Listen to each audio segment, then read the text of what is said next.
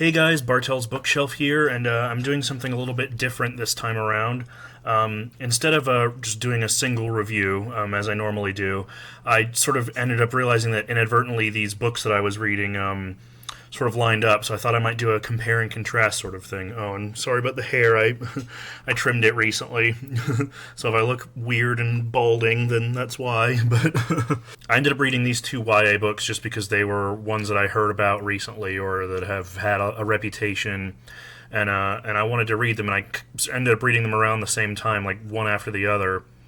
And I ended up realizing later on that these kind of deal with similar themes. So these are two YA books that deal with drug addiction.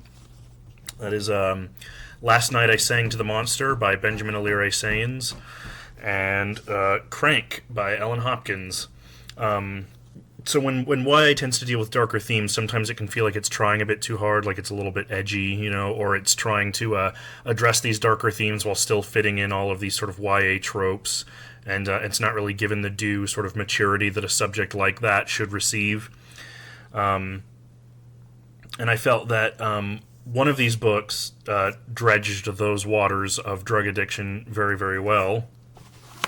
This one. And one of them did not. So yeah, Last Night I Sang to the Monster by Benjamin Alire Saenz. I don't know much about him, except that he wrote Aristotle and Dante Discover the Secrets of the Universe, which is like one of the biggest gay YA books sort of out there. I know when it came out, like everyone on BookTube was talking about it. So it was one that was always kind of on my radar, but I'd never really checked out. And I totally just found this on a whim on Goodreads, just looking up like interesting book titles. And I decided to look into it, and I was actually pleasantly surprised, having never read this author, never even heard of this book, and this was This was surprisingly like really, really good. So this book is about a guy named Zach, who's a senior in high school, and one day he wakes up with no memory of like what happened to him in the last couple of weeks, and he wakes up in rehab, where he basically is forced to confront the reality of his alcoholism and drug addiction. And as we follow him through this period of recovery in this rehab center, he slowly pieces together kind of what happened to him the night that he was admitted, and we sort of follow his recovery through that. So yeah, this book was really, really surprising. I really enjoyed it. The Zach is a gay main character, but his sexuality doesn't really play into the storyline, which I actually thought was really interesting in this case, because his sexuality isn't really like part of the story, and it doesn't need to be. It's nice for a queer character to just kind of exist, and it also resists the YA trope to kind of go really heavy on the romance, which is one of the things that I think in this case made the book better, because addiction is a monster, as it depicts in the book. It's this all-encompassing thing, so he doesn't really have time to think about relationships, no time for the YA love triangle type thing, And I was just pleasantly surprised by how like emotional and human it was. It's very dark, obviously. It discusses some very dark themes, but it feels so raw and so real to the reality of addiction in the sense of, depicting it as this like all-encompassing thing, this destructive force. Eventually it gets to the point where, addiction is not the kind of thing you can just brush off. And I thought that it depicted that really well as the process of recovery, Zach isn't curing himself necessarily. He's not absolving himself of all of his issues, but he's identifying them, and he's working through them, and you get the sense that like even if things don't, maybe things won't be great from here, but at least he knows. And without going into spoilers, he has some really beautiful friendships in this book, one of which like just really got to me at the end. He befriends this old writer named Raphael, who's also an alcoholic, and they sort of bond over this like shared friendship, and it's just really beautifully done. And it was just so emotionally satisfying to follow Zach on his like journey to recovery. It goes to some very dark places. I mean, when you find out like the reason that he's been admitted, the thing that happened that led to him being admitted, I mean, it's brutal. And even in the book, there's a lot of not necessarily like graphic, violence or sex or anything like that, but just the brutality of the emotions. Like it's just so dark and so deep, and it seems so insurmountable. But there's also a lot of beauty and a lot of hope, to the point where like it didn't seem mawkish to me. Like I said, I was just really, really surprised by this. And though it could be argued that perhaps it has some unrealistic elements to it, especially in regards to the ending. To me, that the character arc was so satisfying that I didn't really mind. I was with it, it felt earned, to me. And then right after that, I went to this novel, Crank, by Ellen Hopkins, which most people will probably have heard of. It's a New York Times bestseller. It was huge. I remember when this was originally published, you couldn't go to a single YA section in a bookstore without seeing Ellen Hopkins stuff there. She writes these very short, or these very squat, fat volumes, novels written in verse, which is cool. That's an unusual style that I haven't encountered much. And that's sort of her thing, and this was her breakout success, Crank, which is as it sounds, it's about the perfect daughter, Christina, who lives with her mom, and then one summer she goes to visit her father in Arizona, and that's where she gets addicted to crystal meth and to other things as well, which of course culminates. So I was really looking forward to this because it's a very popular book. It has a lot of admirers. Actually, the reason that I picked up this particular copy was I ran into it at the bookstore, and someone in the section with me started talking and telling me and Nikki and Laura about like how much they loved this book when they were younger, and there was all this stuff in it that really spoke to them. So I was like, all right, I've seen these everywhere, but I've never tried them out, so I will. And to be honest, this was really disappointing. So the main thing, I touched on this when I talked about Last Night I Sang to the Monster, in that Zach is gay. He's a gay main character, or at least questioning. They go very heavily into that. But it's not really about, it's not about him being gay. It's not a coming out story. Nothing like that. He doesn't have any really romantic relationships throughout the book. Nor does he allude to any really that he had in the past. But in the case of that, I thought it worked really well because it's this story of addiction. He's in this rehab center trying to sort of overcome this mental block and trying to get over his addiction at the same time, trying to deal with this huge upheaval in his life. There's no time for romance. Somehow this YA book about drug addiction found a way to fit in the love triangle trope. So I'm going to preface this by saying this section is going to be loaded with spoilers, so if you haven't read Crank and you want to, now's your time to turn the video off. But in order to sort of explain the issues that I have with this book, I have to spoil it. So it started out, it wasn't amazing. But I like the whole idea of a novel written in verse. Some of the writing's really beautiful. It does this interesting thing sometimes where the words, the last line or a few words of a poem is indented and put in its own kind of separate thing. So then that ends up forming another poem if you just read the first, all the words in the margins here. Stuff like little stylistic touches like that I thought was pretty interesting. The first thing that sort of didn't sit right with me was the fact that it's very much about it's very much about the romance. I mean, the reason that she gets that the reason that Christina, the main character, gets into drugs is because she meets this hot guy when she goes to visit her dad in Arizona, and he introduces her to Crank. And it's that's okay, that would happen, I could see that happening, it's not out of the realm of possibility. And then when she comes back to Reno, she ends up sort of entangled with two other guys, one of whom is this, sort of typical bad boy guy named Chase, who's, tough and smokes cigarettes and stuff, but he's artistic and sensitive and he's smart, And then there's this guy named Brendan, who's sort of the typical popular jock type guy, he's successful, he's handsome, he's athletic. So once she meets these two guys, then they get her into Crank as well because they have connections. And like, so basically it turns into this weird love triangle where at first she's trying to balance kind of everybody. And then, as usually happens in these kinds of situations, the guy that she fell in love with originally in Arizona goes off and gets a girlfriend. So he's out of the picture, but then it's about, she's torn between Chase and Brendan because, Chase is like, speaks to her soul, but Brendan's like the popular, successful one that her mom is like pushing her toward. And it just felt so fake, this whole like, and she only gets into this like once she gets into drugs, like the drugs sort of give her the confidence to like suddenly become this like, femme fatale, like bad girl. And I'm not saying it's not possible, but it just something about it just rang false to me. Like the only way that the author could think of to sort of keep the momentum of the story going and to keep younger readers interested in this was through some romantic angle. And I don't know, it just rang really false to me. I didn't like it.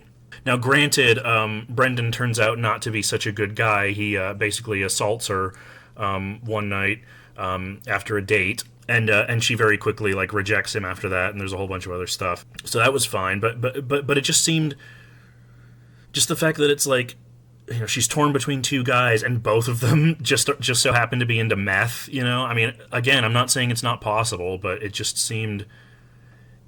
felt so arbitrary, sort of trying to fit into that YA like romance trope. Like it just felt so false and forced. That was kind of my first red flag, and I was like, all right, whatever. I can get over that. But then the last third of this book really pissed me off. So what happens to Christina? And again, spoilers. Like seriously, if you don't want to get spoiled, then don't watch past this part. So she gets pregnant by Brendan, and she decides, I think reasonably, because she's a teen mother who's addicted to meth, she decides to get the child aborted. And she blackmails Brendan into giving her the money for it, or she'll tell everyone about what happened. And she goes to Planned Parenthood, and she's sitting there waiting, to be called. And she feels something in her stomach, and she's not sure if it's a kick or if it was just in her imagination, but she sees this as a sign that, of the choice she has to make, and she has to choose motherhood. And so she does. She just decides to have this fucking drug baby, because she felt a kick. And whatever, I that's fine. Motherhood, can be, I'm not decrying motherhood as like a sobering influence for people. But what really, really struck me the wrong way about it was that once she decides this, there's no complications. Like everything works out for her. She once she decides, she's going to be a mom, she's going to raise this baby, and she's going to be a better mom than her mom ever was. Then she's able to get off the drugs. Her parents are all understanding. The grandfather, I think, agrees to like help look after the kid while she's doing school. Her school like works with her to like make sure she gets her assignments all done on time and like she can graduate. Even the guy that she was into, the artistic guy, Chase, like he turns out to be a good guy, and he says like, I'll take care of the baby while I'm in film school and stuff, even though he's in college, and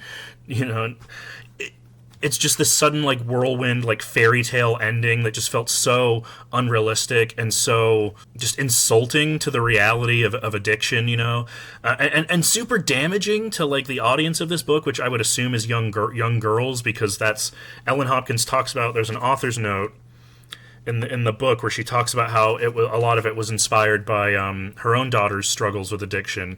And looking at that, I mean, obviously, I would say like this is probably aimed at that same audience, and obviously I know a lot of girls probably read this growing up, but man, like that whole notion that of like, motherhood is the key to happiness, and like through motherhood she's able to like fix all of her problems and nothing goes wrong for her.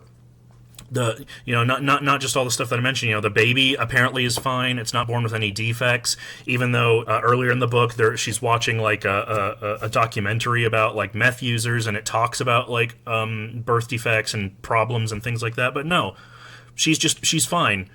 She's just a fine, privileged white girl who somehow has all these unlimited resources and just immensely caring family and supportive family, and school, and a supportive school system and everything, and nothing goes wrong. There's no complications with the birth, like, and she's not she hasn't even graduated yet.